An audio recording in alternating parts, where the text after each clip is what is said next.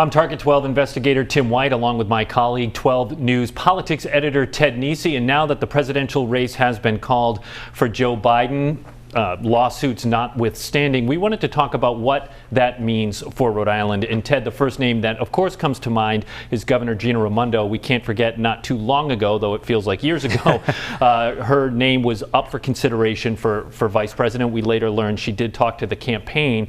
But there's also the possibility, we want to stress, that she could be up for a cabinet secretary position. Yeah, I mean, I think the odds, I don't want to overstate this, that, Gina Raimondo is now on a glide path to Washington, but look, she's one of the more senior women Democratic governors in the country, one of the more senior Democratic governors, period. And Joe Biden's going to be looking for people with some political experience. We also know it's likely Joe Biden will face a Republican-controlled Senate, and a Democrat like Gina Raimondo, who's a little more on the moderate side, is viewed as a centrist maybe, might be more palatable to Republicans. And of course, we can ask the governor ourselves. Well, you and I didn't, but our colleague Kim Kalunian was with Governor Raimondo on Friday and put the question to her, and here's a little of what the governor had to say.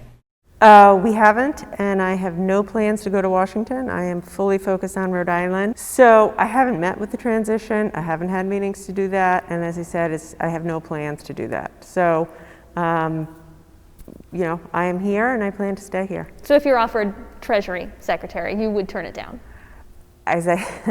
Listen, I am here. I plan to be governor. I'm not in discussions to do that. So you heard there, the governor, obviously, she doesn't want to get ahead of herself. No one's offered her anything. But I think, I think we can't rule out she would at least listen if she's offered something interesting. And we just have to see how that plays out. I remember very distinctly asking U.S. Senator Jack Reed something like 50 times during the Obama administration if he would consider taking the defense secretary slot. Do you think that's on the table again? Well, I will say, I know it's kind of funny. You know who called to sound him out about that? Joe Biden, because they'd worked together in the Senate for so many years. That's right. I asked Jack Reed recently, we don't have the sound queued up right now, but I just asked him when I was interviewing him for election coverage, are you interested? He says, absolutely not. Just like before, he does not want to be the defense secretary. He loves being a senator. But was that possible before, where it looked like the Senate might be taken over by Democrats, and now that doesn't look like it could be the case? Does that change his calculus? It's a fair question, Tim, because I didn't ask him under the different scenarios. I still think Jack Reed loves being a senator. I think, arguably at some point, if the Democrats ever get control of the Senate again, he will be the Armed Services Chairman. And there have been Armed Services Chairmen who were more powerful than Pentagon secretaries on military policy. So I think he likes where he is. Okay, two quick mentions here. We have Congressman Jim Langevin. He has an expertise in cybersecurity. He's on the Armed Services Committee and co-chair of the Cybersecurity Caucus, so there might be a position for him there. And then we have David Cicilline. Congressman Cicilline is pursuing a leadership position in the House. Yeah, so I've heard, Tim, it's an uphill battle for Cicilline. Catherine Clark of Massachusetts is a strong candidate for the job he's going for. I'd also say, as we talk about all these members of Congress, one other name I'd add is actually over the border, Congressman Joe Kennedy of Massachusetts. Out of a job. Exactly, because he lost his primary. So it would not be hard to imagine Joe Biden tapping him for something, maybe, if there was a job.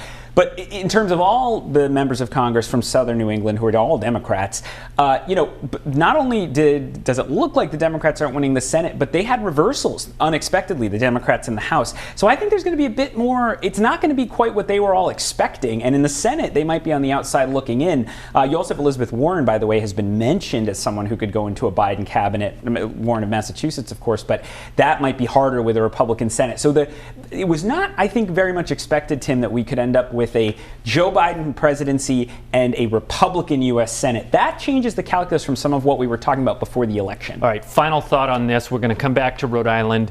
All the potential appointments aside, what's still front and center is a budget. And do you think, now that we have someone picked, that there might be some movement in Congress for another CARES package and maybe some help for states? I do still tend to think there'll be some kind of additional COVID relief package like the CARES Act earlier this year. The economy is still on shaky ground, and we are unfortunately seemingly heading into a tough rest of the fall on the pandemic.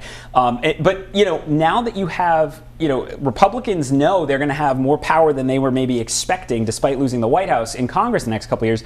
Mitch McConnell, who was reelected, he has no reason necessarily to give everything away to the Democrats now. He might drive a hard bargain, and one of the things the Republicans are skeptical about is House skeptical about is sending money to the blue states. So I think we have to see how that rolls out. It may be a harder budget solution than people here were expecting. All right, obviously a lot of moving parts now, so stick with 12 News and WPRI.com for this developing story.